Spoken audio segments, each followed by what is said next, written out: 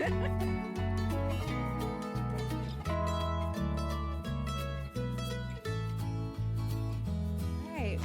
Welcome, everyone. Thank you for coming this evening.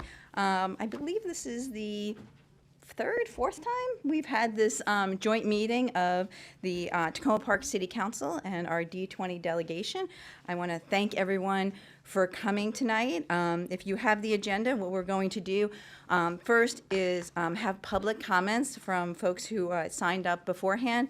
Similar to what we do at our council meetings, every Wednesday night you'll have 3 minutes to speak. And then we'll talk about the Tacoma Park legislative priorities, ask the delegation to comment on that, also raise their priorities going into the session, and have a summary and closing. And so we're just very excited that we're able to continue this. And so we'll start with public comments. The first person who signed up was Paul Guttner. Mr. Guttner? Let's see, make sure I turn it on. Thank you, and good evening. My name is Paul Gunter. I live in Ward 1, Tacoma Park, Maryland. I'm here to raise a concern for the upcoming release of the study on the future of nuclear energy in Maryland. That was authored through the Economic Matters Committee, and as required by House Bill 600.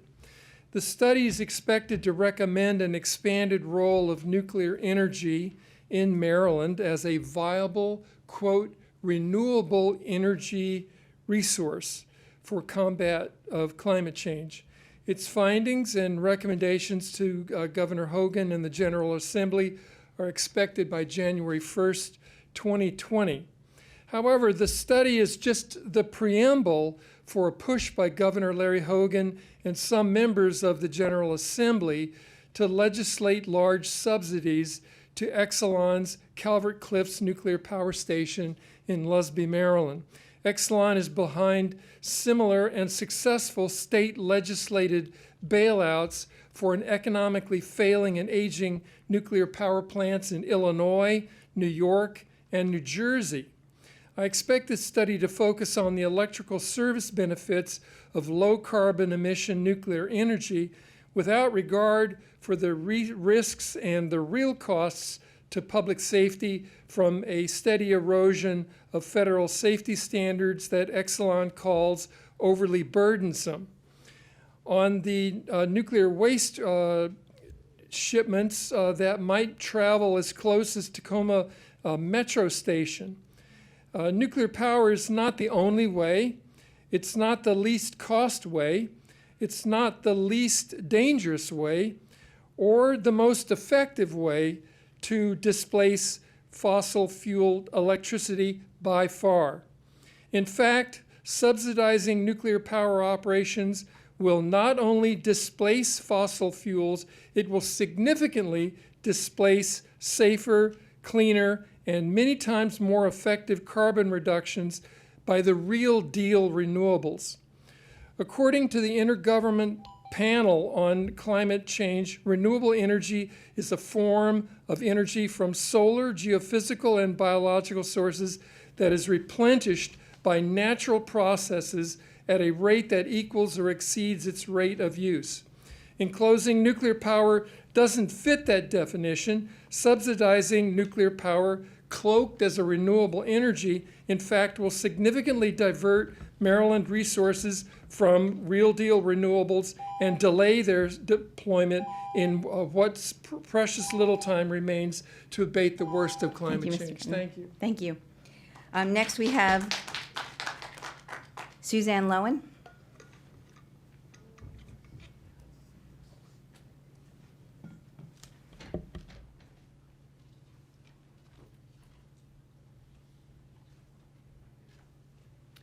Hello, I'm Suzanne Lowen, Ward 3, and I wanted to speak about the Climate Action Coffee that's been happening at Busboys and Poets. It's every Wednesday at 7:30, and everybody is invited, welcome, and we've had some really interesting conversations. The first formal conversation we had was on regional food systems, and Laura joined us and talked about some of her the legislation that she's been promoting, and we just had a lot of the pieces of the puzzle come together. We had some wonderful speakers at the table, or resource people, we're calling them. And some of the things that came to light were that to strengthen the regional food system the food system in our region, we need places to aggregate and process and ways to distribute. And all of these things require investment. And as we dig into solutions, seek solutions for resiliency in our area as we move toward an uncertain future.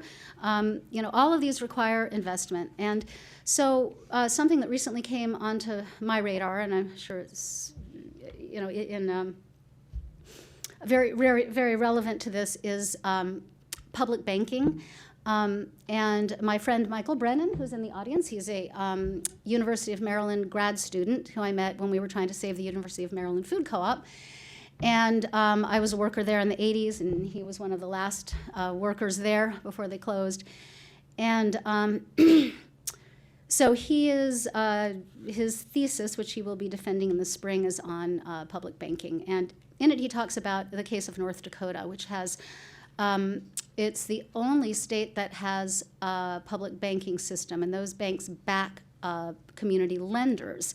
The community lenders invest in the community and locally and make possible these kinds of new economy infrastructure that we really need to be investing in and building. So I would love to hear from our legislators tonight if there's any movement in that direction, what we can do to promote this kind of, if there's any legislation that needs to change, and then also for the city, what would be involved there.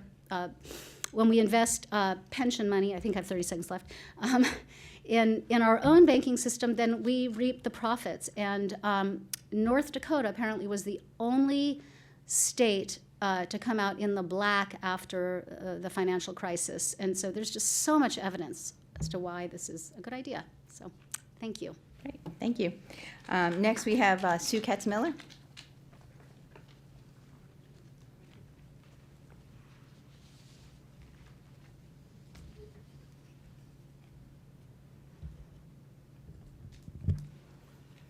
I'm Sue Katz-Miller. Thank you for being here tonight.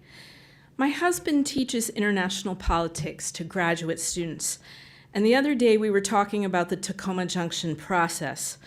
Speaking from his experience around the globe, he said, describing a plan as iterative is a classic strategy to delay and diffuse opposition. So, even though the plan keeps changing, I'm here tonight to urge you to look carefully at the Junction Plan now and not wait until you are asked to fund road reconfiguration. The Junction is a crossroads of two state highways. Whether or not we reconfigure, trying to shoehorn in a development of this size with an underground garage will create a traffic and safety nightmare for commuters, pedestrians, cyclists, and buses. In the past, you've declined to weigh in, but this ball is now in your court. Multiple state and county agencies have now pointed out the many problems with the plan. Our city is gambling on possible future tax income, ironically threatening the co-op, an economic engine, one of our largest retail employers, supporting over 100 local farmers, brewers, bakers, a leader in addressing climate change, and a model of both racially diverse employees and shoppers at a time when racial equity is paramount. The small businesses in the Junction, the majority of which are owned by people of color, are also threatened by the loss of parking, impending construction chaos, and increase in rents. We've already lost a business owned by a Black woman as a result. She told her story on the radio. I'm glad to send you that link. You should also know that the chosen developer has faced legal action by DC businesses and a protest march by Black Lives Matter for another project. Over 1,300 people signed petitions opposing the Junction Plan. We are not a city evenly divided. We are a city betrayed by the refusal to survey residents or hold a referendum. I invite you to go to Community Vision for Tacoma for links and analysis.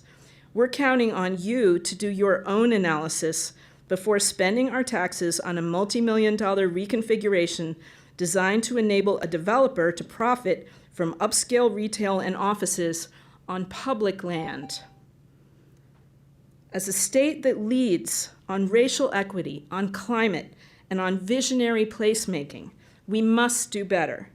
We're relying on your leadership now. Thank you. Thank you. Nadine Block?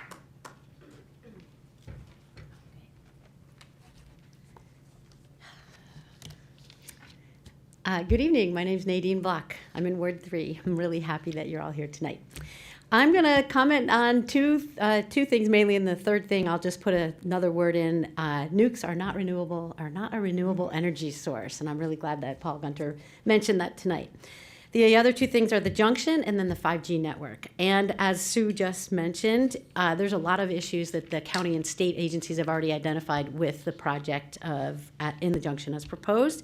I think, actually, when we look at the biggest issue looking forward, in addition to the scarcity of public land that should be for public good, is the need to reduce our fossil fuel consumption to address the climate crisis, which most believe will be met with a significant decrease in fossil fuel or infrastructure expenditures.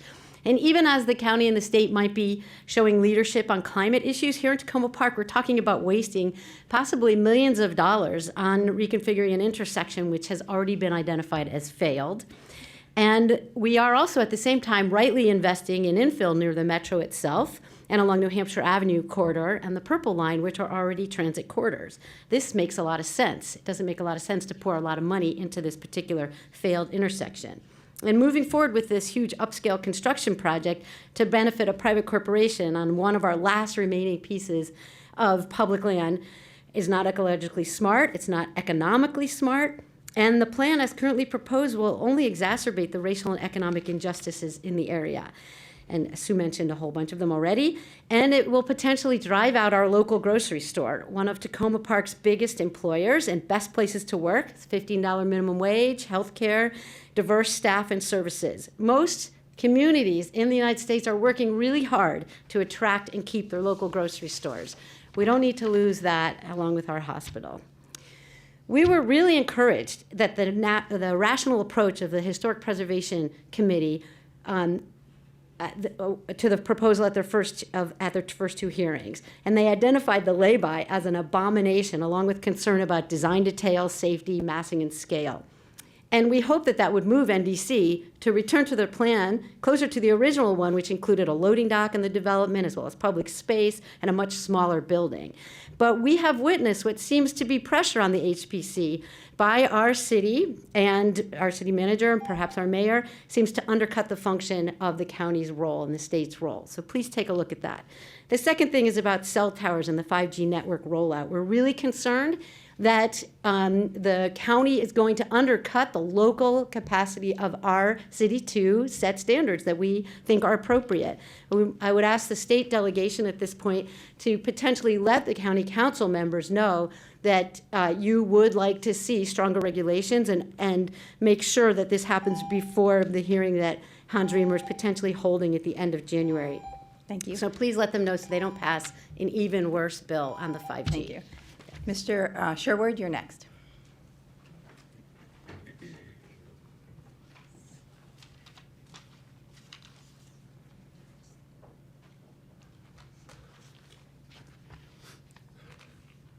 Good evening, and welcome to Tacoma Park. I think it's great that we have such a good turnout tonight. I still believe in state and local government, no matter what's going on at the national level tonight. At the same time, I remember watching the Watergate hearings late at night and just astonished. And for me, state and local government is still a very, very critically important thing in the lives of all of us, and I'm glad you're here. I'd like to draw your attention to an exciting new opportunity in the city of Tacoma Park and ask for your support in the year ahead. The Tacoma Park Recreation Center, which is located on New Hampshire Avenue, was recently transferred via land swap to the city of Tacoma Park. The city now intends to redevelop and expand this facility into a multi-use site, including recreation and housing. Tacoma Park residents and the City Council have for many years been discussing what might be done with this site. A consultant will be hired soon to conduct a community engagement process to gather additional information from residents of nearby neighborhoods, as well as from the city as a whole, about their hopes and dreams for this site. This community consultation process is expected to be completed by the fall of 2020. While it is too soon yet to know the outcomes of this community engagement process, our citywide discussions in the past have included possibilities such as expanded recreational facilities for all age groups, rooms that could be used for training, for example, counseling for job preparation or small business development, a computer center, and other community services and activities, including some that might be provided by outside groups or agencies in the private sector, new housing, including affordable housing, and improved connections between the site, physically and psychologically, and nearby neighborhoods, including in Prince George's County. This is not a large site. However, creative planning of this site and adjacent areas could maximize its potential for a combination of uses, especially if multiple sources of funding could be made available. The future of this site will depend not only upon what residents of the city and nearby neighborhoods want, but also upon funding. I would therefore like to ask for your help and that of your staff over the next few months in identifying possible sources of state funding for this important project, such as capital improvements loans and grants, economic development loans and grants, technology education loans and grants, transportation improvements loans and grants, and housing loans and grants and tax credits. I think it would be very helpful if you could assign somebody on your staff to identify possible sources of state funds and work with us to identify what possible tweaks might be needed in various state programs that would help make this work. In addition to already existing state programs, I would urge you to look into things like the land value capture provisions in the state law that might enable some of the increase in value along the purple line to be used in this corridor and for the rec center. Thank you very much. Thank you very much. And just to let everyone know, Mr. Sherwood did send us his comments written, so thank you for that. Next, I have Ms. Jacqueline Moore.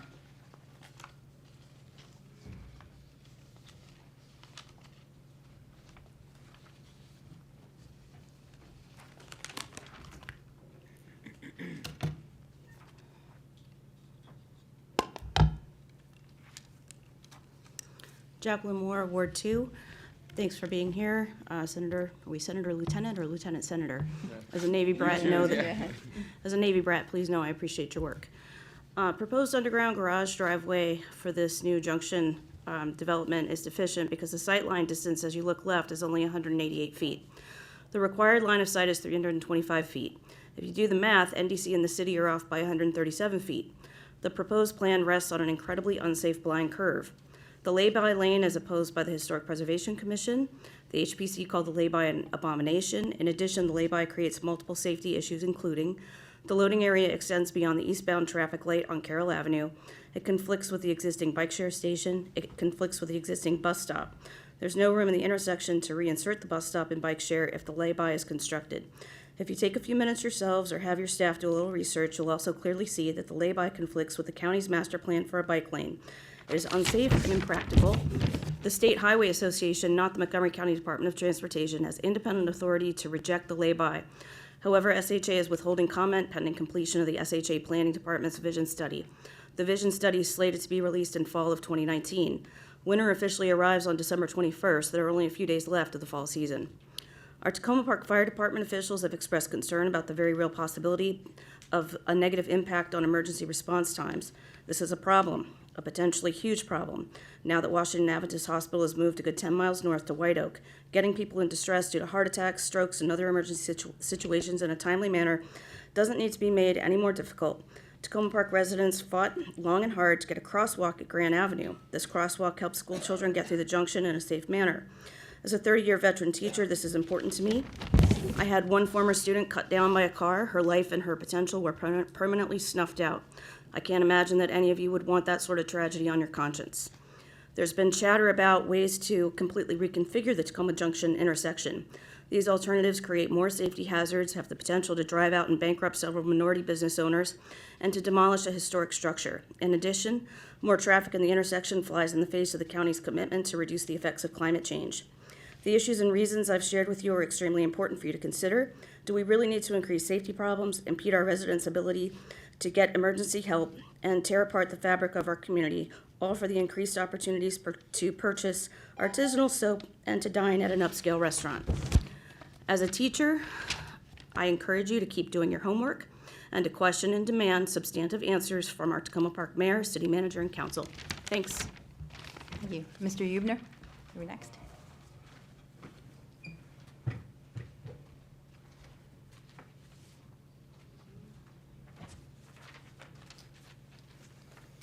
Thanks for your service, Bob. Good evening. Paul Hubner, Ward 3. I'm here to voice my opposition to any state funding by or through the SHA for reconfiguration of the Tacoma Junction, spending tax dollars to facilitate a development that will worsen traffic congestion, increase emissions, and jeopardize pedestrians safely solely for the profit of a private developer whose site plan in no way reflects the original community vision for this space seems a bad way to spend public monies. I've paid taxes to the state of Maryland since I was 16 years old. For 30 years, since 1989, I paid property taxes to the state, the county, and the additional 50% to the city of Tacoma Park. I am opposed to my tax dollars being spent for the private profit of a developer, which is the predicate for the proposal to reconfigure the junction. City staff has already spent at least $87,000 on legal fees, along with the salary costs of unaccounted staff hours and fees for private studies. This development must not be further subsidized by more tax dollars of the already overtaxed Tacoma Park residents. During the RFP process for development of the city-owned property at Tacoma Junction, all 4 submittals included a loading zone in the rear and expansion of the food co-op. At least 2 submittals included some component of affordable housing. NDC, the developer selected by the city, once selected, changed their design proposal, eliminating immediately any affordable housing and installing what the Historic Preservation Commission called the abomination that is the lay-by. It is this lay-by that would require state funds for the reconfiguration of the junction. This development is now proposed betrays the public trust by giving public land paid for by tax dollars to a private developer for private profit, and offer a couple of restaurants and some office space. We further seek your support, you, the delegates, and you, State Senator Smith, because this development does not align with the years-long Tacoma Junction Task Force recommendations for small-town charm, food trucks, expanded community use, support for local businesses, and the co-op. Excluded the proposal of our food co-op and thereby endangered the future of one of our most distinctive, progressive, and well-loved institutions. They have effectively placed now a gag order on the co-op. This development has selected a developer who has rebuked numerous times by multiple agencies, including the HPC and the DRC. The Development Review Committee found the lay-by unacceptable, the exit onto Carroll Avenue unsafe, that there were inadequate emergency access, that it was bad for walkers, bikers, and public transit. The mayor and city manager have lobbied heavily for the developer, ignoring public sentiment and misrepresenting the facts. Please do not use tax dollars to subsidize a redesign or reconfiguration of the Tacoma Junction. It is not in the public interest. It's not in the community interest. Mr. Hubner. Ms. Michui? Oops, sorry.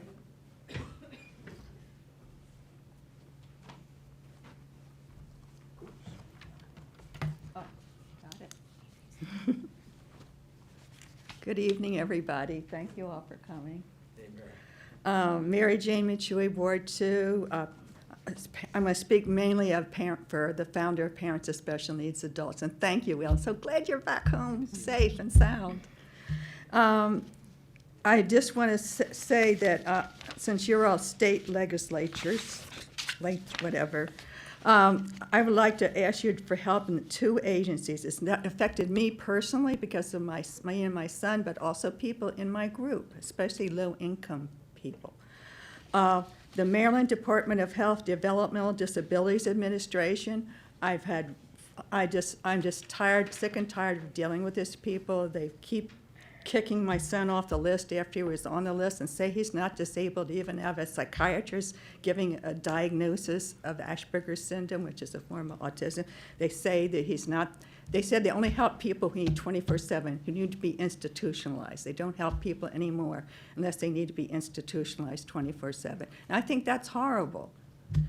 And then the other one, and I don't know if they don't get enough money, or like they say, or they're disorganized, or what, but I'm tired. I get depressed fighting with them. Second one is under the Maryland Department of Education, the Division of Rehabilitation Services, DOORS. Well, they promise a lot, but they give very little, and I'm not sick of fighting with them too. They don't take in consideration my son has autism, and they figure he'll just say anything to you. If you say, oh, I'll do this or that, he'll do it. He'll always agree with you, okay? And I told him that. And I said he needs a job. He has an irregular work schedule. He doesn't know till the day before whether he goes to work or not. Luckily, he's been getting 40-hour weeks. That's not that problem right now. But how in the hell, excuse me, you're supposed to live when you don't know until the day before what your hours are? His hours change. He can come anywhere between 7 a.m. and 5 p.m. show up for work. And I'm sorry, you cannot live like that.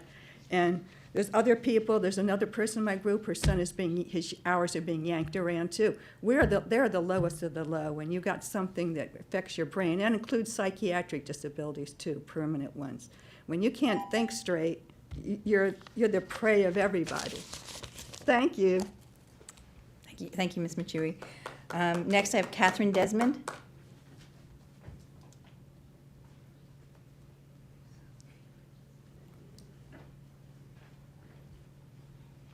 Hi, I'm Catherine Desmond in Ward 1. Hello to everyone, delegates, Senator, and thanks for being here, and thanks for the opportunity to all come together on common goals that we can all agree on. So I'll speak real simply and briefly on two general points that we can't disagree: building strong communities and being innovative and forward-thinking. I think our strong community is threatened by the Tacoma Junction, and I won't go into all the details so artfully articulated by people before me, except to say that some of these actions are antithetical. The potential loss of 9 American elms in short supply when our majestic oaks are also falling to disease.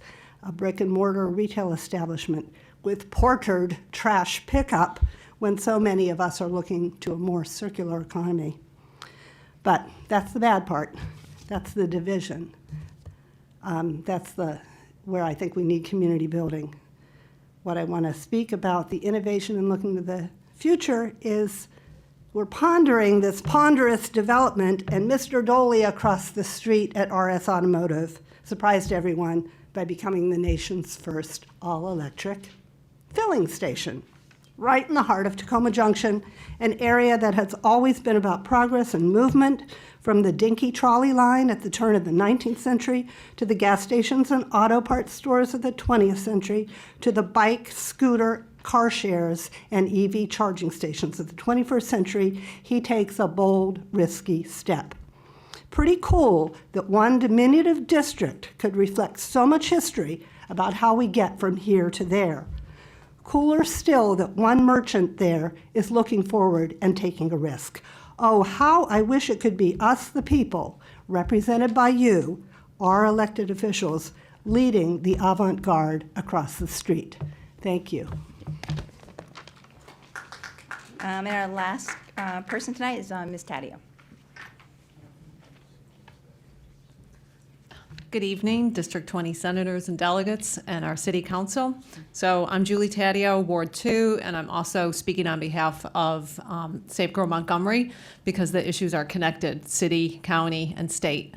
So as you know, in 2013, Tacoma Park passed its Safe Grow Act, and then the county copied our model and passed their own law restricting pesticides on lawns in 2015. And that law, which was tied up in court, was recently upheld in the highest court of Maryland last May. Nevertheless, evil never sleeps.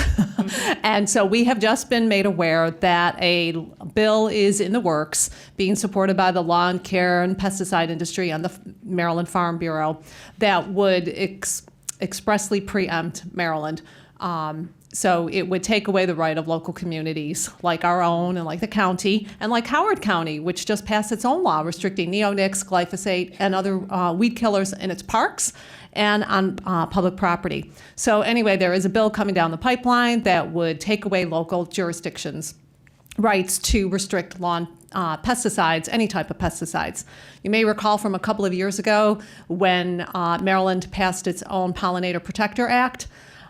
In that bill that was to protect pollinators, the Farm Bureau had attached a sneaky preemption amendment. So overturning the kind of law that we passed here to protect children in a law that was being passed to protect pollinators. So it's not always obvious. The bill won't say preemption, but you do have to be on the lookout for it. It will overturn our law, it will overturn the county law, and it will stop other communities in the state of Maryland from doing what we've done, and we have been a model for the nation. Maryland is now only one of 7 states that still allows local communities this particular right. And it will set a dangerous precedent as well regarding other issues such as minimum wage, vaping laws that our council here in the county wants to pass.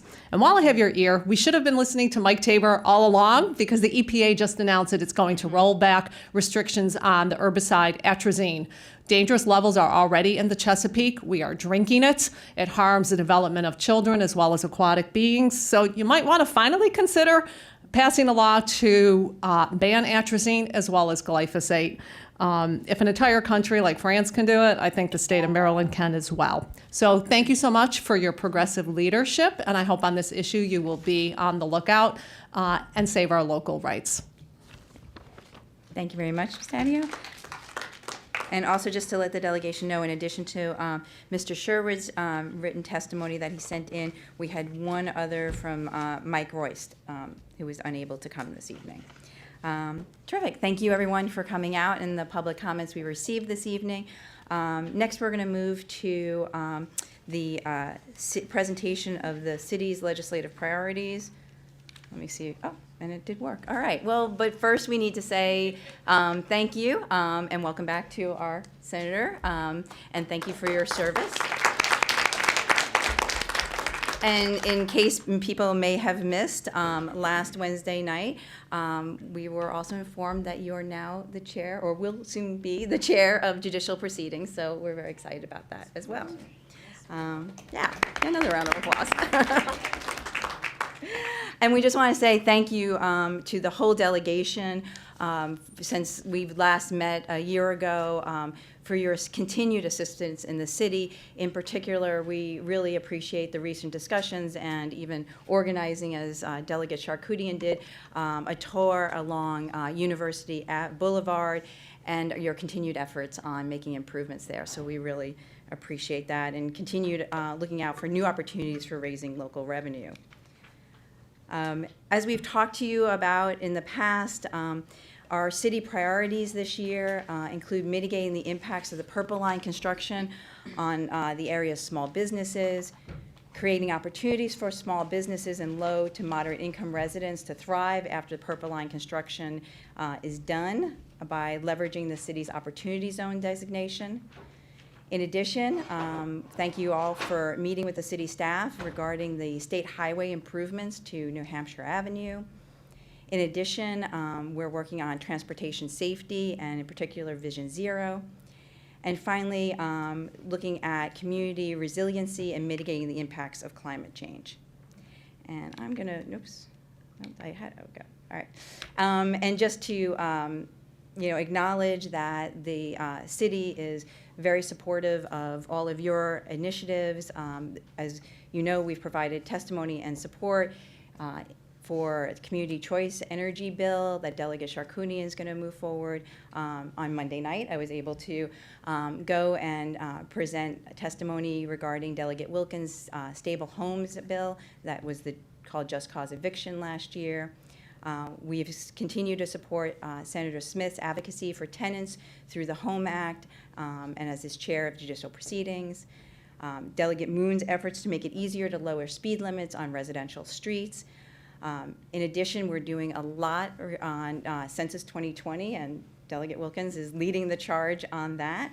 And we also plan to support the delegation's bills associated with environmental sustainability, affordable housing, economic security, immigrant rights, and other things. And I know Delegate Wilkins and I spoke earlier today, and she's going to be reintroducing her bill to help businesses impacted by the Purple Line, and we will also be supporting that. To go a little deeper into what is happening in the city, I'm going to turn it over now to some of my colleagues. First to Delegate, I just bumped you up there. I know, well, it is. I'm going to turn it over to Councilwoman Searcy to talk about New Hampshire Avenue. Great. Well, thank you all so much for being here today. My hope is to kind of give you a brief trip down New Hampshire Avenue. And it's important for us to kind of take this conversation in parts because as we walk along New Hampshire Avenue, so to speak, virtually. Each segment is slightly different and is dealing with slightly different challenges. Next slide, please. So first and foremost, the Purple Line is coming. So for the area of New Hampshire Avenue that intersects with University Boulevard, along with University Boulevard, we're experiencing all of the joys and pains associated with Purple Line construction. I want to reiterate my appreciation for the work that you all have done thus far with getting State Highway to come out and do a tour. But of course, we're continuing to feel those pains, not only from the perspective of traffic, but also as it relates to restricting access to the businesses along the corridor. So definitely we recognize that there are going to be tons of benefits from the Purple Line in terms of our future economic growth, but also as it relates to our desire to get people out of their cars and be more inclined to use public transit. However, we have to get there first, and there's going to be a few years where we're definitely going to need to continue to work with you all to deal with some of the construction challenges. Next slide. So we have some pretty specific asks as it relates to the Purple Line. One thing that I also want to note is that this segment of the city of Tacoma Park that neighbors the Purple Line is also an opportunity zone.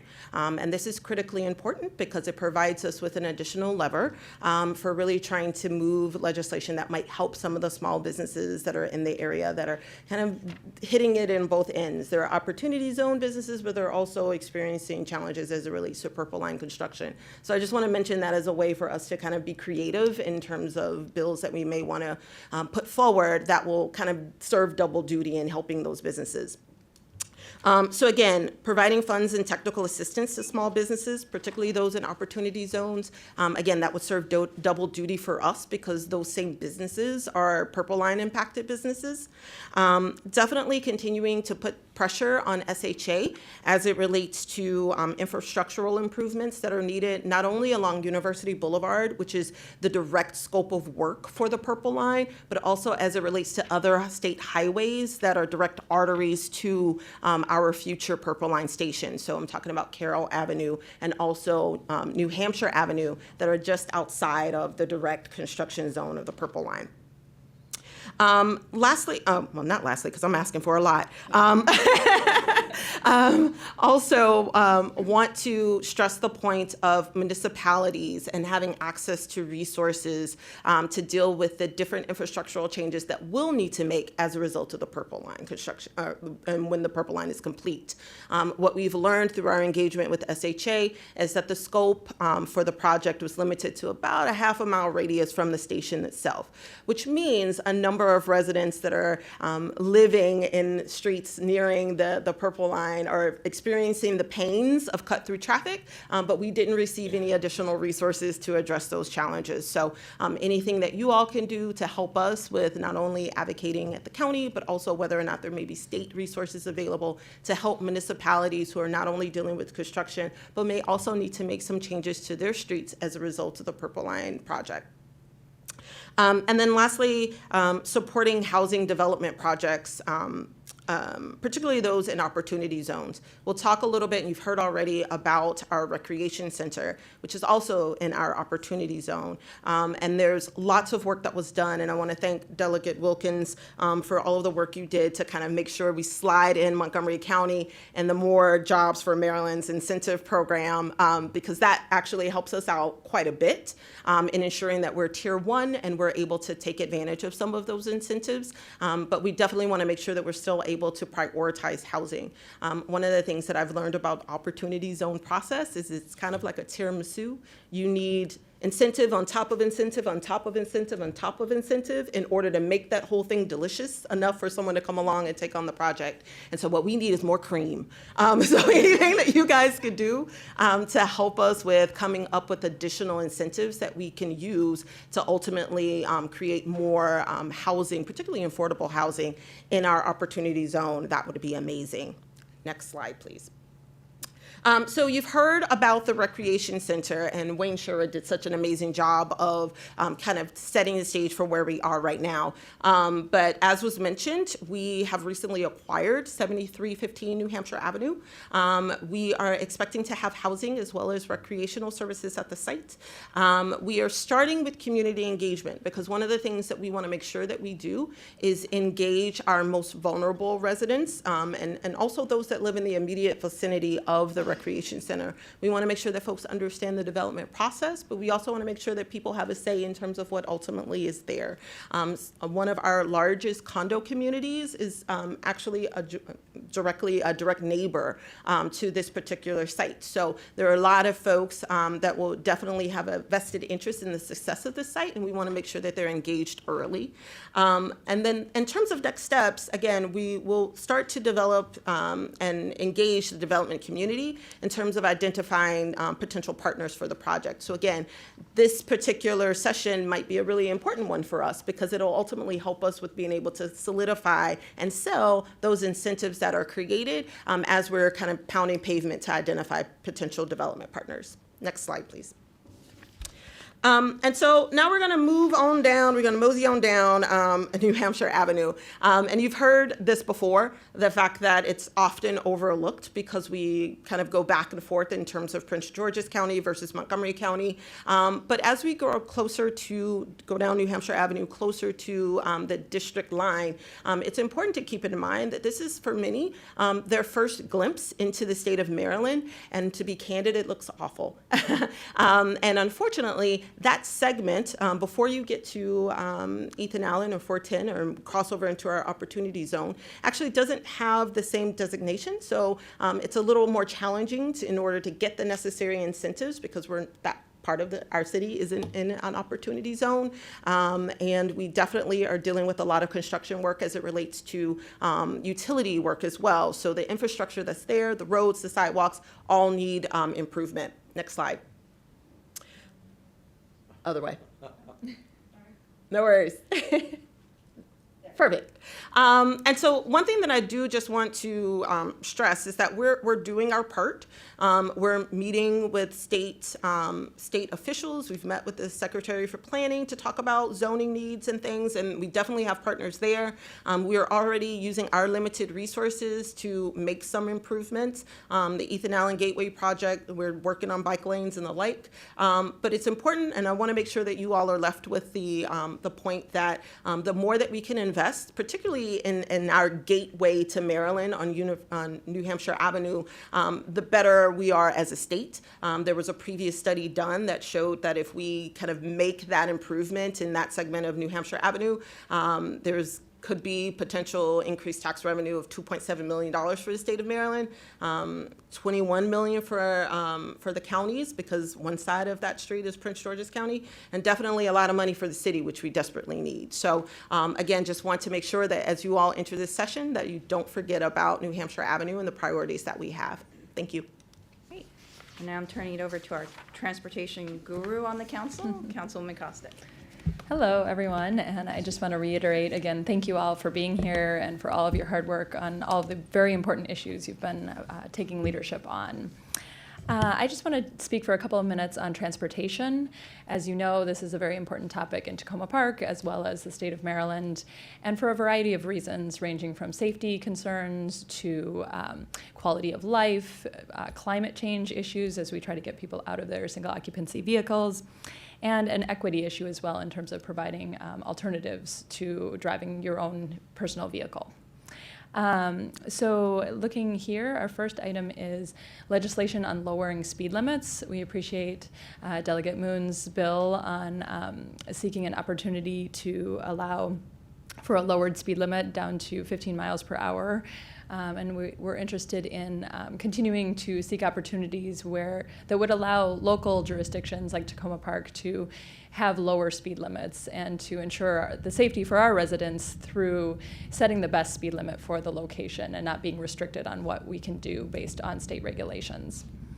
Additionally, Vision Zero for the state, as you probably know, Vision Zero is taking a very different look at transportation planning, moving away from a very car-focused and kind of putting what has previously put a lot of attention on educating pedestrians in terms of how they can prevent themselves from being hit by a car, essentially, to changing that paradigm and focusing on how can we make changes to the infrastructure, how can we ensure that our roads are designed in a way where people are safe inherently. And during the session last year, a bill was passed to change the way that the state of Maryland focuses on transportation and shift to a Vision Zero initiative. Unfortunately, it doesn't seem like there has been a significant change in how SHA and MDOT are actually approaching things as a result of that. And so we ask for your help in continuing to shift that conversation and focus more on as I said, a systems-based approach and making those sorts of infrastructure changes. Some of the things that we talked about as we walked along University Boulevard the other day. Thank you very much for your leadership on that. And as my colleague here mentioned, that is a particular area of concern for safety, as well as other state roads in Tacoma Park, including New Hampshire Avenue. And then related to general transportation in the state, I'm sure there will be, again, a number of transportation bills that will come up this year. So we appreciate your keeping an eye on those and supporting those bills that would help improve safety in Tacoma Park and the rest of the state. Thank you. Great. And now we want to turn it over to Councilman DeBala to talk specifically about our resiliency efforts and assistance we'll need there as we're fighting climate change. Yeah, I'm so excited that you all were able to come tonight. I really appreciate it. And thanks to all the folks out there who made comments, some of which were about the topic I'm gonna address. So the city has been a leader in energy and sustainability planning for some time, I think. But here we are. It's not just about convincing some people to voluntarily lower their thermostat or put in insulation. Now it's all around us. We see it every day. The weather is warmer, it's wetter, it's wilder, and we have to deal with it. So we, at the city level, are looking at, we're working on a new energy and sustainability plan, a climate action plan, if you will. And it's not just buildings or voluntary. It comes up in everything we do. It comes up in the floodplain for the community center, in looking at redoing the library. It comes up in stormwater planning. How much space do we need, and how do we handle all this extra water? So one thing that's really important is legislation that looks at energy use and climate action.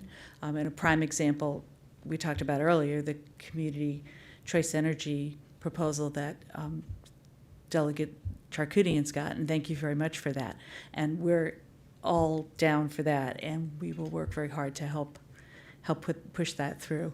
And there will surely be other pieces of legislation in the House and then hopefully in the Senate as well that look at energy use and climate action that will be tools that will help municipalities to do what we need to do. Next slide, please. It's also about preparing for the inevitable adapting to the inevitable weather. This is just a few charming examples from the rains we had last year of water piling up in places it had never piled up before. And so we are also looking at investment in infrastructure, investment in sustainable activities that will help us to adapt. And that, as somebody said earlier, takes money as well as legislation. So those are our two thoughts on the area, our two asks. And I really appreciate what you have done already in moving this issue forward, especially Delegate Dracudian. Thank you. And then two other things just to wrap us up. One are options for revenue generation other than property taxes for municipalities. And I thank Delegate Moon for highlighting the work of the marijuana legalization work group. We understand that their final report may include information on possible local taxing authority. And as Ms. Taddeo talked about before, keeping an eye out for efforts to take away local municipal authority. We would also ask you to look at opportunities for potentially increasing and enabling legislation that would allow us to raise revenue in other ways. I'll just give you an example.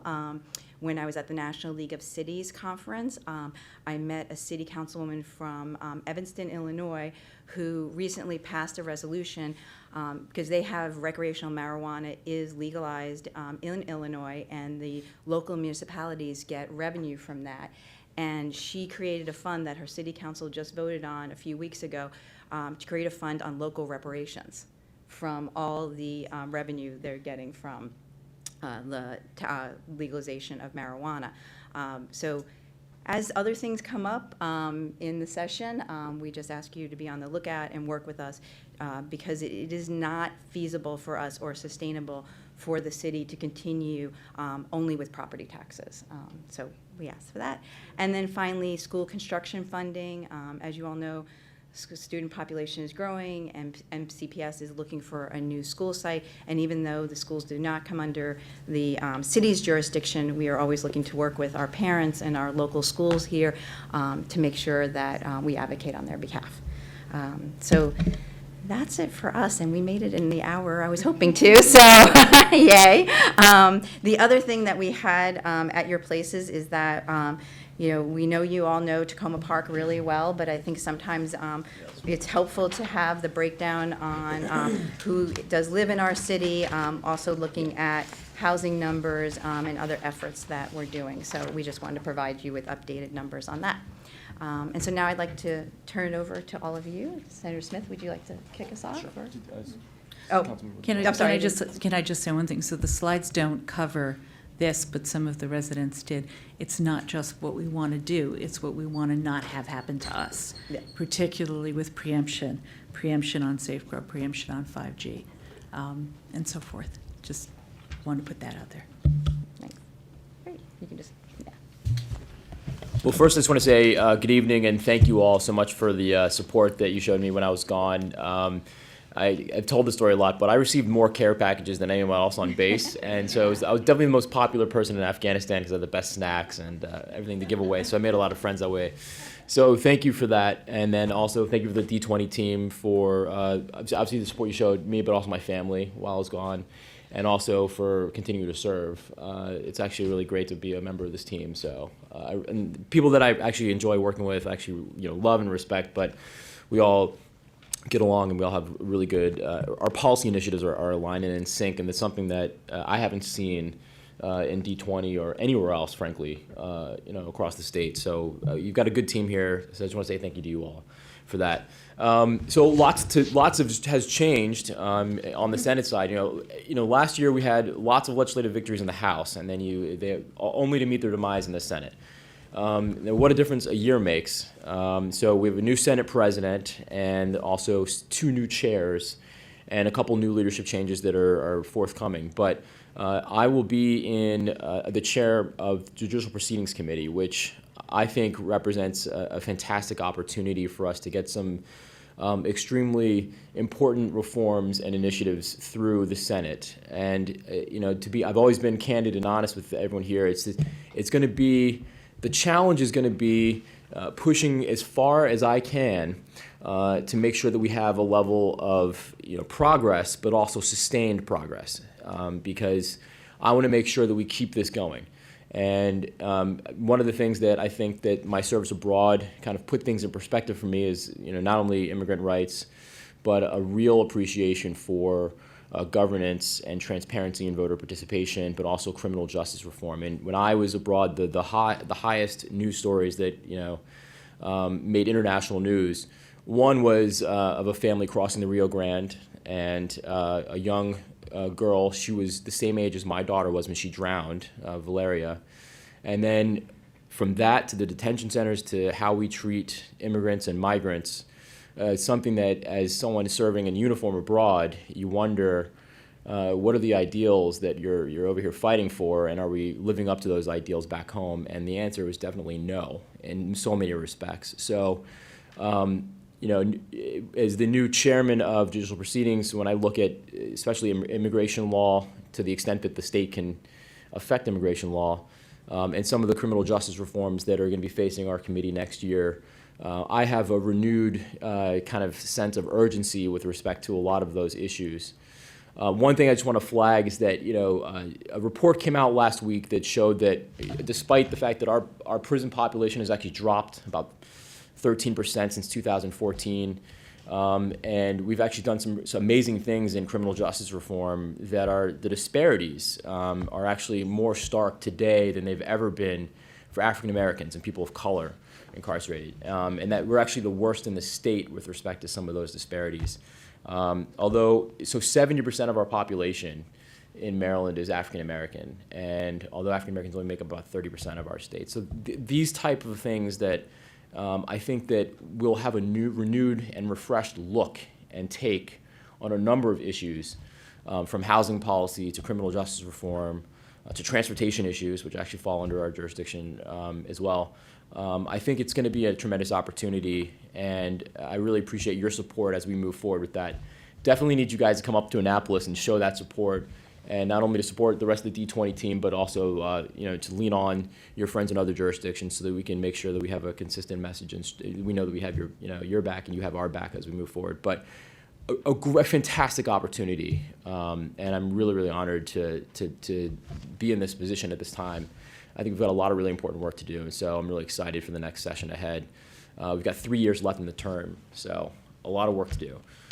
With respect to transportation, that also falls in our bailiwick, so please, I'm trying to get reacclimated and up to speed from Vision Zero to some of the more specific things that have happened in our jurisdiction, and Purple Line, some of the complications that the construction has caused for pedestrian safety, not only in Silver Spring, but here as well. So let's meet and let's catch up soon. So a lot of those bills will be coming through my committee. So I look forward to working with all of you and getting reacclimated and plugged back in, and we'll hit the ground running this session. But just want to say thank you, and looking forward to working with all of you.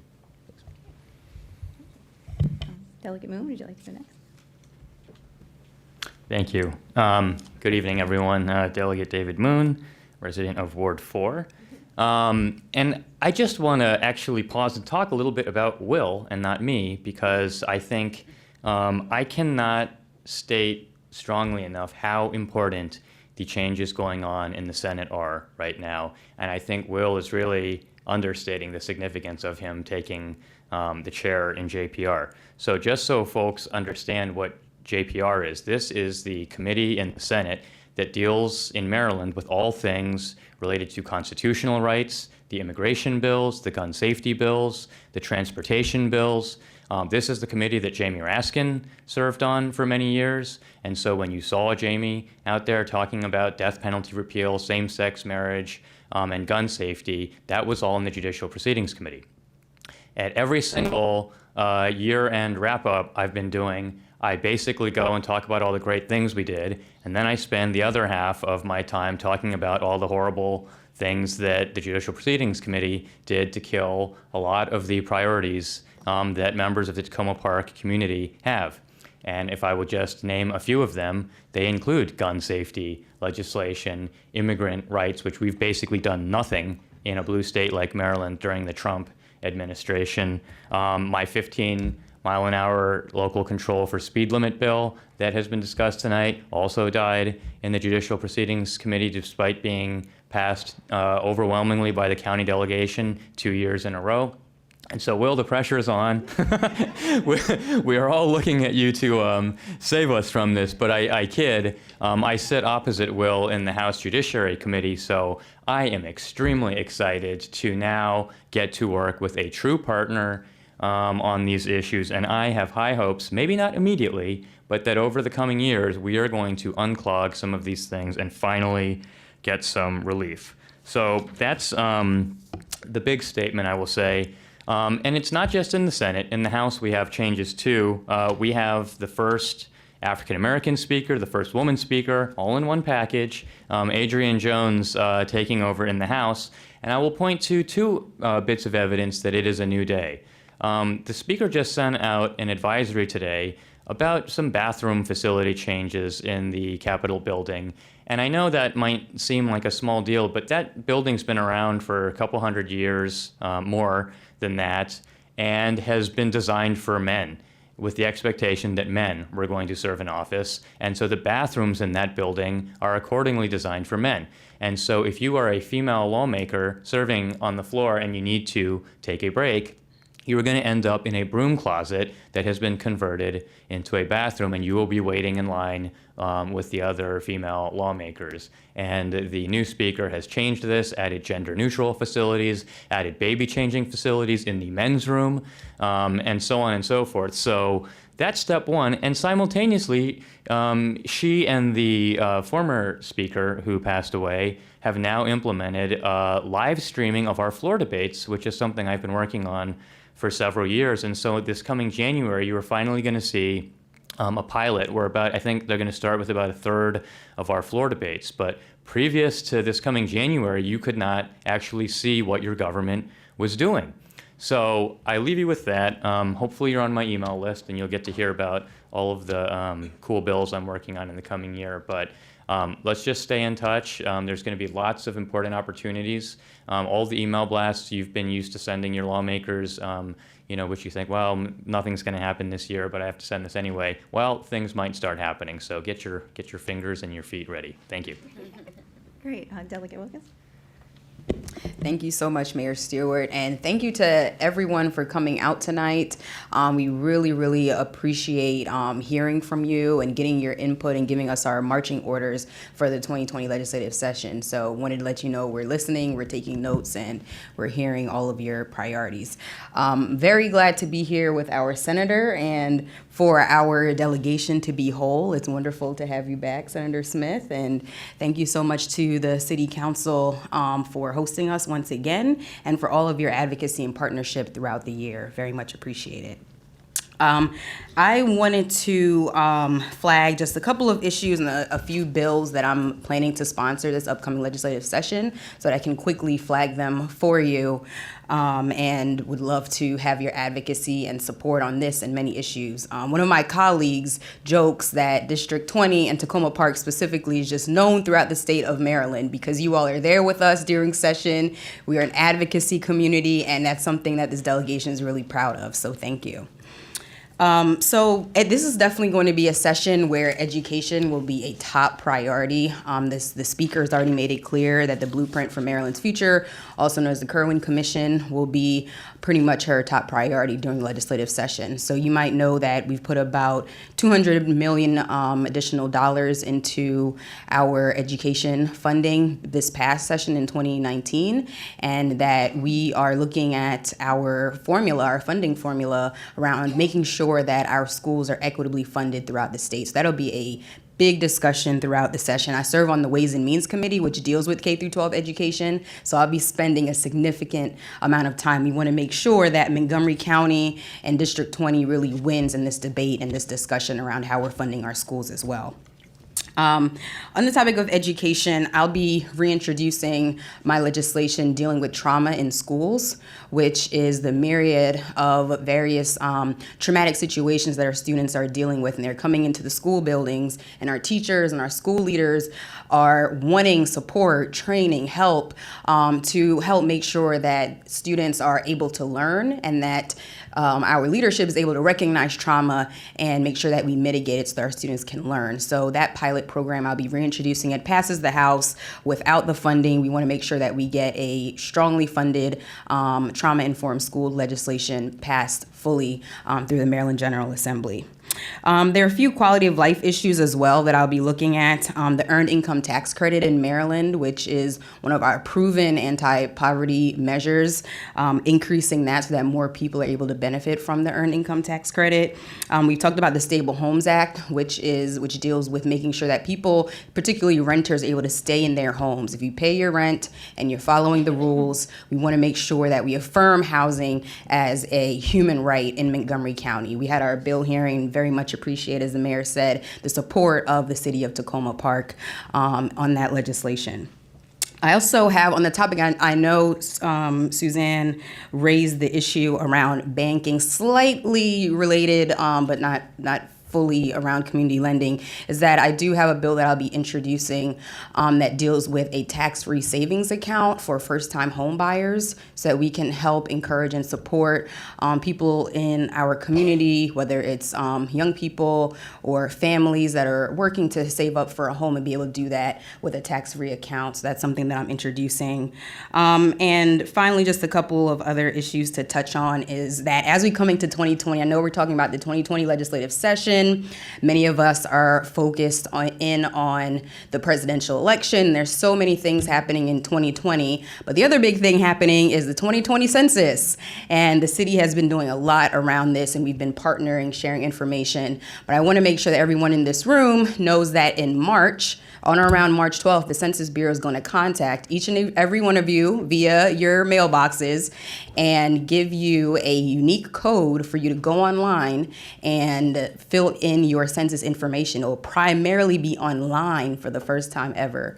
And so it's just so critical that we have a strong response in Tacoma Park and throughout District 20 so that we can get our fair share of funding so that all the issues that you all talked about in the city has yes, it's over $18,000 per resident missed. That's how much money we lose as a community for every person that's missed over 10 years. So we want to make sure that we get those resources that we deserve.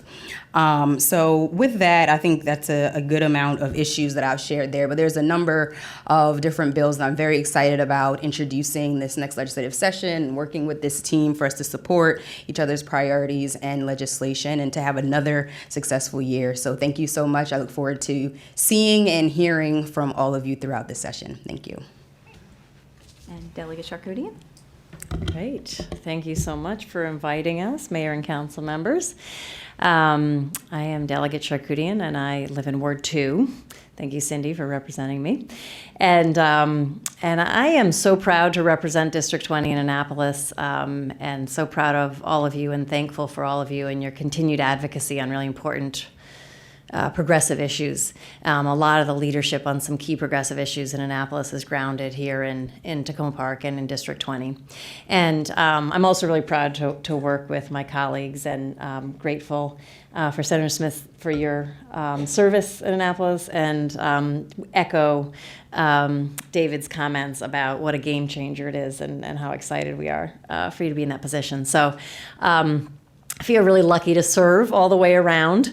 And I'll highlight a couple of things that I'm working on and a few things that were raised tonight to the extent that I can. And I'm happy to have additional conversations with folks about some of them in more detail. And I have had conversations with some of you in detail about some of these issues.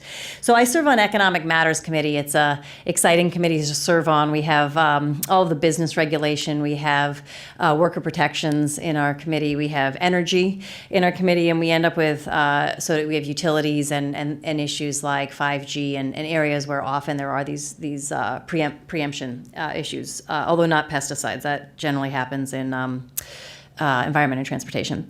So a couple of the bills that I'm bringing forward this year, you may know that we passed the $15 minimum wage bill last year, which is very exciting.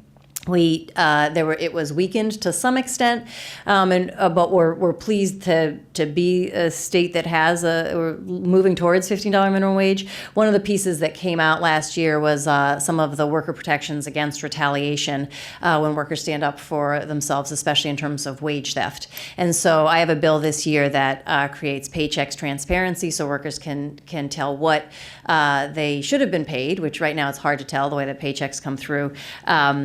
With the requirements on pay stubs, and then to protect workers who stand up for themselves in terms of wage theft, overtime, and so on. Also, I have a bill related to medical debt protection. Folks probably know that across the state, a lot of folks end up essentially bankrupt and homeless because they got sick, which is absurd and obscene. And long term, I actually believe that the solution is a single payer health system. But even while we figure out how to get to that, there's a need to protect our community members from being sued by hospitals for getting sick. And so I have a bill that'll add a number of protections for folks who have outstanding medical debt in terms of the debt collection process. As folks may know, I have a number of bills related to clean energy and energy efficiency, grid upgrades that are necessary in order to really bring on more distributed energy and storage. And then, of course, one of the big bills I'll be working on is the Community Choice Energy Bill, and that's one that really creates tools for local government, Tacoma Park, Montgomery County, counties across the state, to get to 100% renewable energy much faster than the state will, and to do it with real clean energy, right? Because the county and the state would be the ones deciding what's in the clean energy pot. And so that's gonna, folks may know that in addition to Tacoma Park's commitment to reducing greenhouse gas emissions, the county is committed to getting to zero greenhouse gas emissions by 2035, and a CCE is really crucial to their ability to do that because it would allow for the purchase of energy on behalf of all the residents. Another big piece I've been working on is compost infrastructure, and so I'll be doing a bill that's related to banning large generators from disposing food waste in landfill or incineration, and so that creates a market for and builds out the compost infrastructure. As was mentioned, I've also been working on our local food system issues.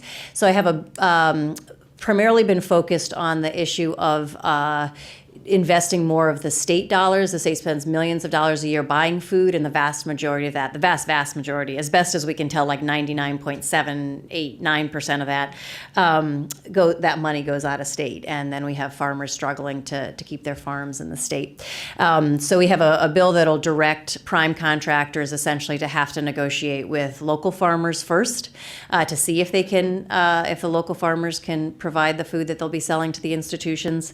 And then we also have, we're working towards the aggregation systems. Right now, this year, we're trying to create a grant fund to support aggregation systems. Over time, we're hoping to create a structure that will have regional aggregation systems that allow multiple small farmers to aggregate their food, and that'll make that aggregated food and processed food able to be sold directly to institutions, as well as to both state institutions as well as to private grocery stores and hotels and restaurants and so on.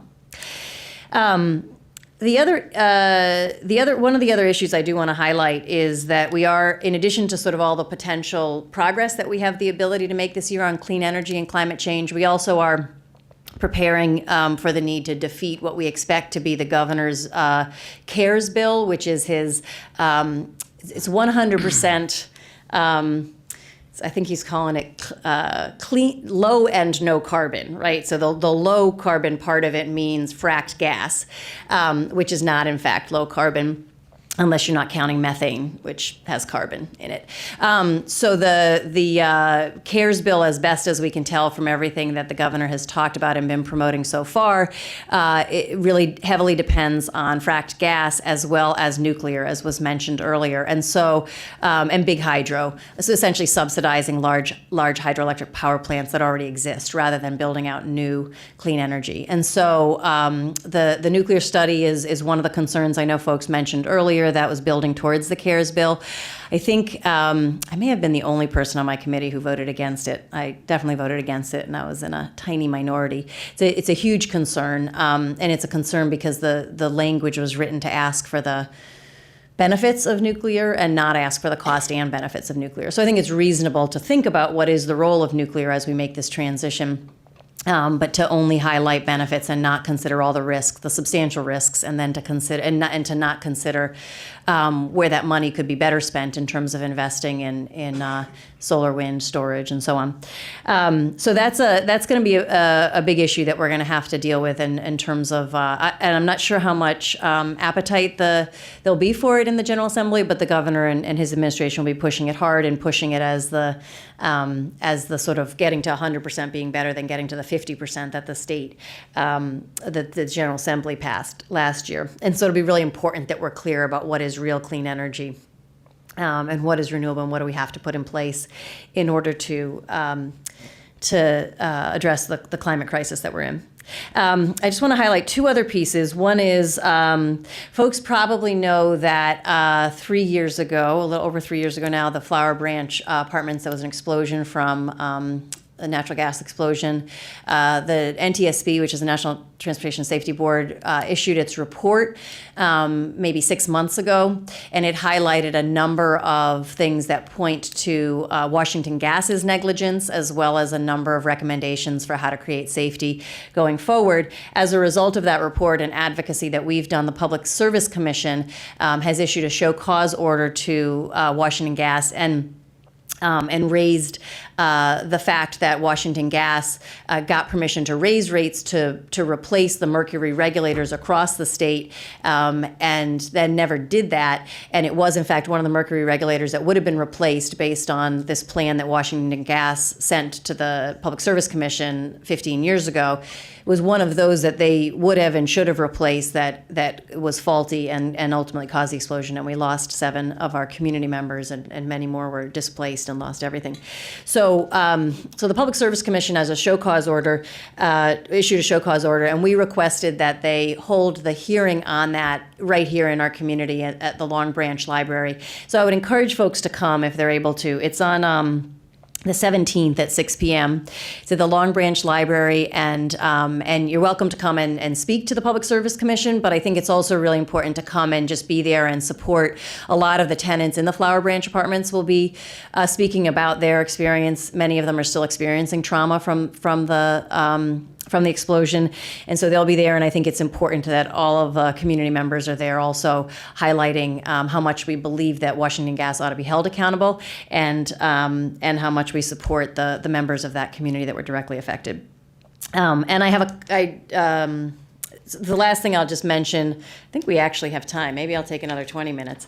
The last thing I'll mention is, 2 things. So we have been working with the State Highway Administration. There's 2 parts to the State Highway Administration. There's the district office, and then there's sort of central headquarters. And so we've been working closely with the district office trying to we do these safety walks. We did Piney Branch. We did University. We did Stewart Lane up in White Oak.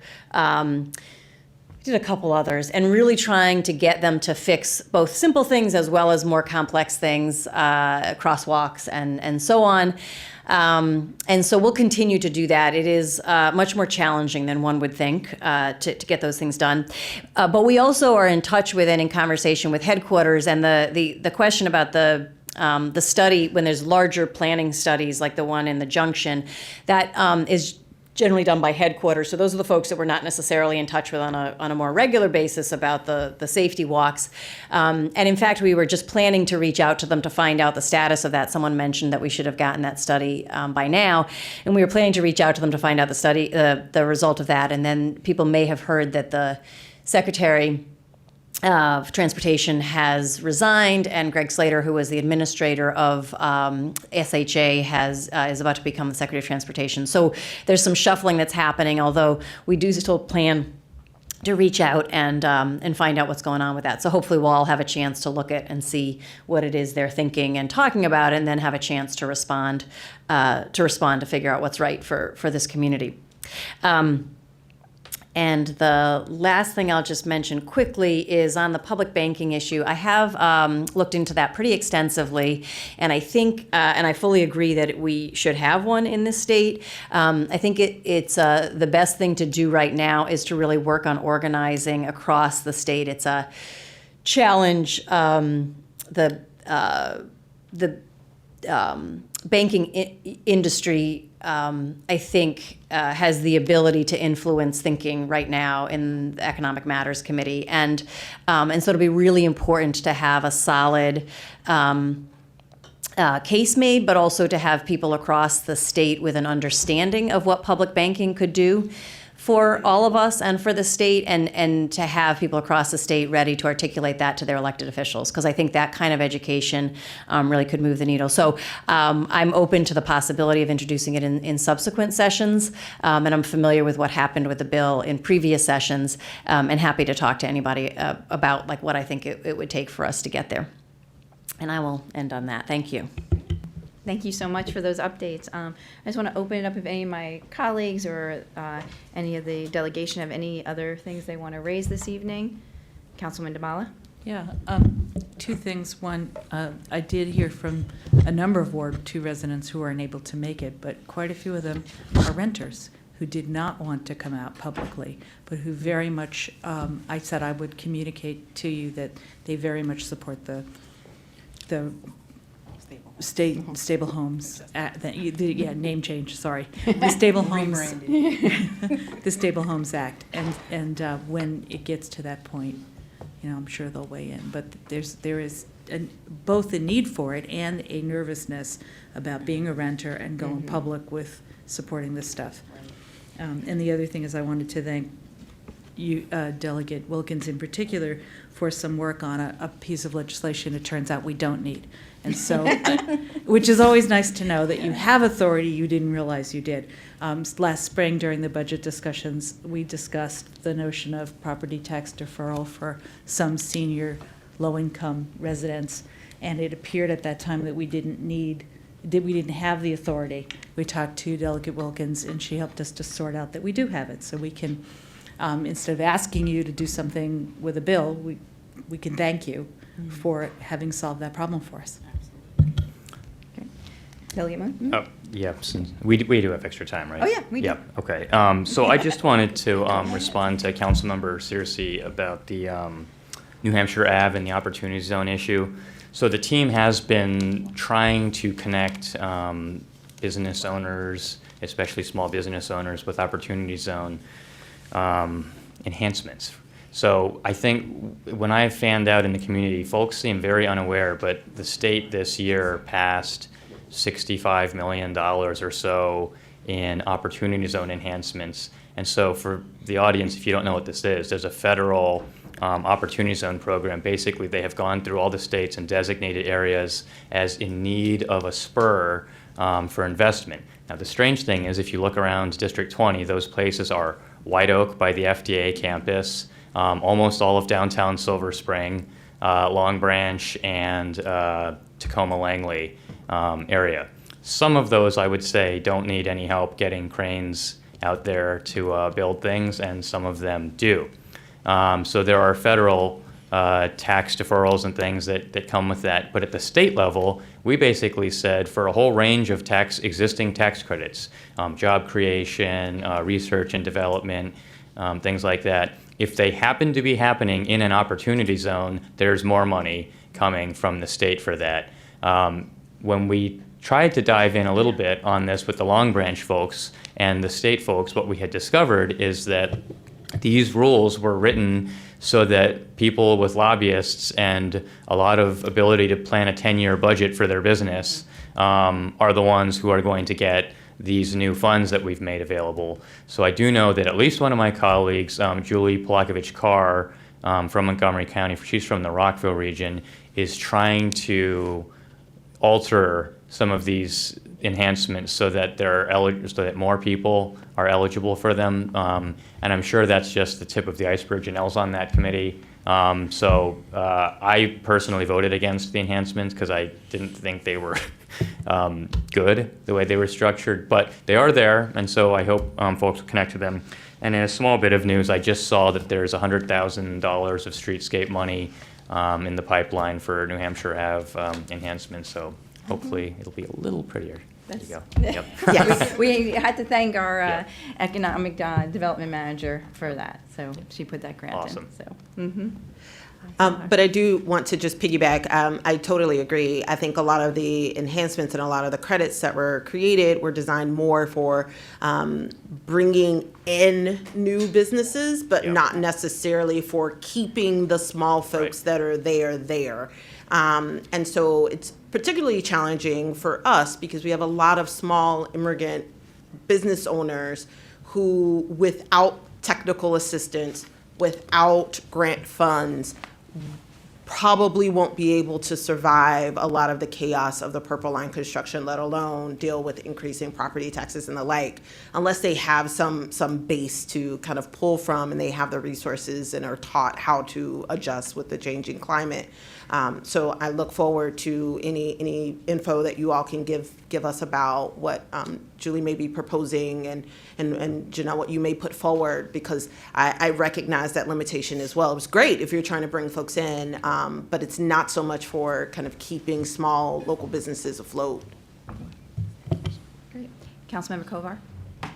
Oh, thank you, Mayor, and thanks to everybody from the delegation for being here. And I have a couple of specific things I wanted to mention, but just so impressed with all the different legislative initiatives that everybody mentioned, and I think it's unbelievable that this is who we have representing us, and I think how jealous a lot of progressives might be in other areas, even in Montgomery County, who don't have this. So I think it's worth just taking the time to say that. So thank you to everybody. I mean, I agree with just about all the initiatives that were just mentioned. So that's really great, and I appreciate it. And just mention a couple of things. Councilmember Searcy did a great job talking about all the New Hampshire Avenue-related issues, and in particular the Purple Line. And the one thing I just wanted to supplement in with that is, I think, understandably, because it's the immediate impact on the businesses, and there's been a fair amount of talk about that, though plenty more to be done. I think the housing part of it, which she did mention, ripples in a little bit later, but I'm really concerned about what the impact will be on the affordable housing that we do have in the city as that project continues to move forward. And I think it's reasonable to say, and I don't know exactly what form this would take, and it may not be something for next year's session, but I think it's reasonable to say that if there's a major project that is aimed at making transportation work better and be more effective from a climate point of view, that if that's supported by the state, which is great that that happens and it is a form of smart growth, but that there ought to also go along with that a real focus on what can be done to ensure that people who live around there, when the economic development that is hoped to occur as a result of that, we want those people to be able to live there and continue to live there. And so I just think it's fair and logical that that could flow along with the funding for transportation projects of that type. So that's just something I think is a really important part of it. I like all the talk about the speed limits and Delegate Moon in particular with that bill. That's great. And I know, Delegate Wilkins, you've worked on some of those things before as well.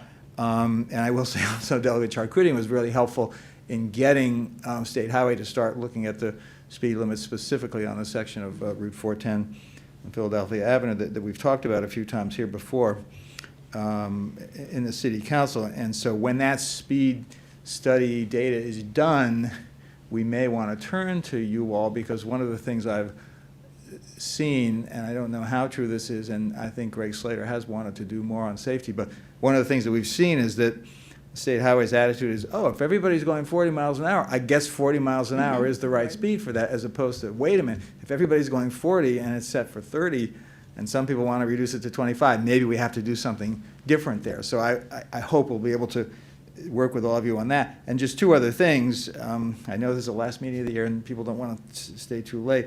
We had a really interesting presentation recently from the State Department of Assessment and Taxation. I mentioned this to David earlier.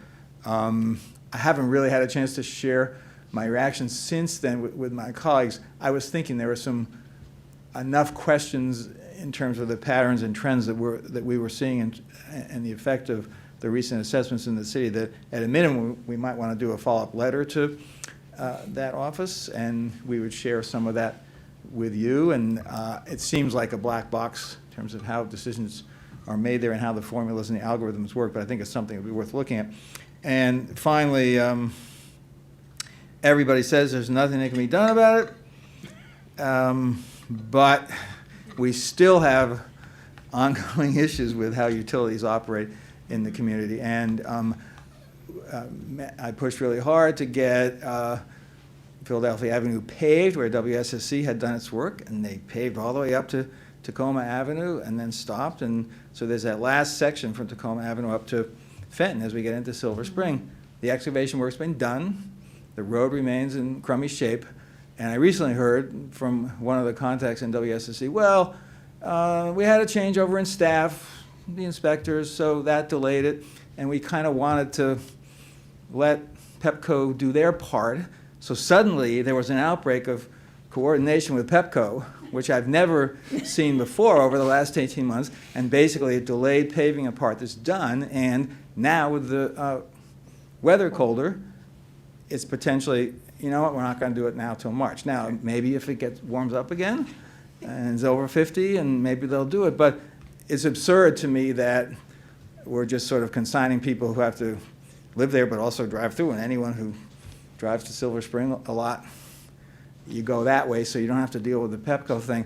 It just doesn't make sense that they would do that. And, you know, I don't think it's an excuse to say there was a staff change, and I don't think, acceptable excuse, and I don't think it's acceptable to say, well, on this one time we thought we let PEPCO do it. The PEPCO thing is going to be going on forever. They could stop that a week and just do the paving. So that's just an illustration. I know it's tough to do that. We've talked about it, but if we could at least keep our eyes open for opportunities to rein in the utilities, I would be personally grateful. Thank you.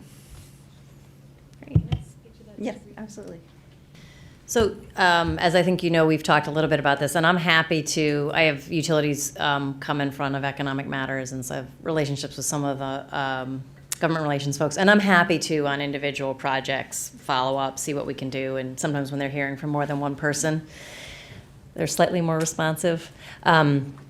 I do think that in terms of the question about a broader policy change, it would be really important to have leadership from Maryland Municipal League and potentially MACO as well, because I think, you know, again, it's a tough area to change policy, but also it's not totally clear what the policy ought to be. I mean, I think everyone across the state is probably frustrated with utility work and the lack of responsiveness and coordination with local government, but it's not totally clear what we would put into statute to fix that.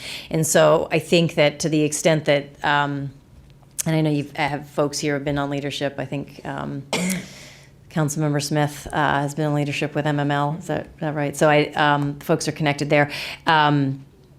I think to the extent that there could be a coordinated thought process about this and support from across the state, I think we'd have a better shot at it, and so we can continue to look at that. And I would just say, I mean, certainly Jarrett and the mayor and others, and we've talked. So I'm not saying that if people are falling down on MML. Right. We talked about MML had other things they wanted to highlight, which I also agree with, including, for example, fighting preemption on 5G. It's just that it isn't going away, and that's all I want to say. So I'm happy to talk more about it. Thank you. Councilmember Siemens? Thank you, Mayor. And just like to add my name to the list of people thanking you for being here tonight and for the great work that you've been doing for us over the past years, and all the great ideas that you've put forward here tonight. Yeah, I don't want to pile on with more requests. I think we've heard a lot of good requests from the city for this coming year, and I certainly support all of those things. I just wanted to say that, you know, I often think about the city of Tacoma Park and what a diverse community we are, and how that we still have so much work to do to really integrate our diverse community. But tonight I sat here and looked around the dais and I go, dang, we're doing a pretty good job in this city. You know, we've got a lot of diversity, and and the representatives for the people. Still more work to do, but I think we're doing real good, and thank you. That's all. Thank you. And Councilmember Kovar, I believe we sent to all of your offices, we didn't highlight tonight, one of our big achievements this year was passing our Housing and Economic Development Strategic Plan that we've been working on for the last 4 years. And so we were very proud of that plan. I think we've sent it to your offices, and in the resolution that we passed this fall, we acknowledge that there is a human right to housing, and it is our responsibility as a municipality to make sure that we are working towards having safe, quality housing for all our residents. And so our staff and the council have already started to implement many pieces of that plan, but we'll be doing more of that in the year to come. So anything else this evening? Awesome. Then the final thing I want to say is I think everyone knows that our deputy city manager is leaving us for Colorado come January, and he announced it after our last official council meeting. And so tonight would be Jason's last public meeting. So Jason Danboy, if you please stand up, because I would just like to say thank you. I know he didn't expect that, so I appreciate that. But I just want to say in our public meeting tonight, thank you very much for all your work on behalf of the city. Your excellence and hard work has really helped improve our community while you've been here. So, and I know the work you've done, we will benefit from it for years to come. So thank you very much. And I just want to close tonight by thanking everyone for coming out tonight, and we're really looking forward to working with you this session.